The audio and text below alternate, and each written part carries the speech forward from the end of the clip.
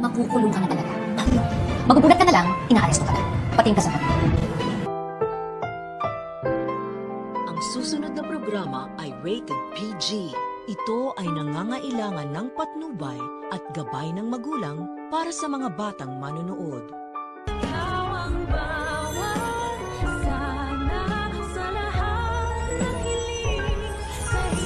We are still in the clear. Me, tinulungan mo kami, di ba? That makes you an accomplice. If we go down, Ang masaya nga sanang tanghalian nila Giselle, Lynette, Justin at Annalyn ay magugulo nang dahil dito sa demonyitang si Moira. Pinalitan niya kasi ang regalo ng apat sa isa't isa ng mga bagay na makapagpapaalala sa kanila na sila'y mga walang kwentang tao. Pero maisip nga kaya nila na walang ibang taong gagawa nun sa kanila kundi si Moira lamang. Yan ang dapat nating abangan. Samantala, sa telepono naman ay makikibalita itong si Nerissa kay Moira kung ano ng status ni Lolo Pepe. Ang magiging sagot naman ni Moira ay comatose pa rin, kaya naman absuelto pa rin daw silang dalawa. Gulat na gulat naman si Nerissa dahil sa biglang pagdamay sa kanya ng kanyang best friend.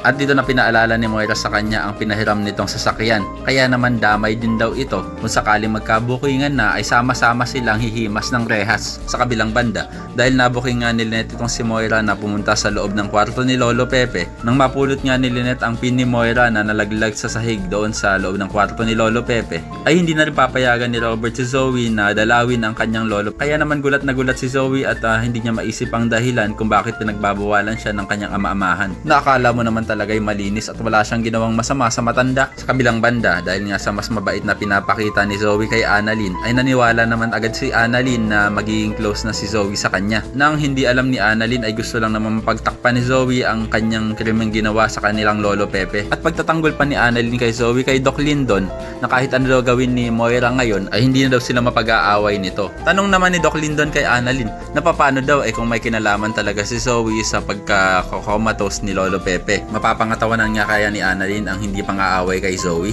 Yan ang dapat nating abangan. Pero teka nga lang, bakit kaya hindi naiisipan ng mga taga-Apex na lagyan ng CCTV camera ang kwarto ni Lolo Pepe para malaman nila kung sino ang pumapasok at lumalabas doon? Kaya naman kung sang-ayon ka rin na sana naman ay lagyan na nila ng CCTV camera ang loob ng kwarto ni Lolo Pepe, ay pakilike ang video na ito and don't forget to subscribe. Thanks for watching and see you next time. Bye-bye!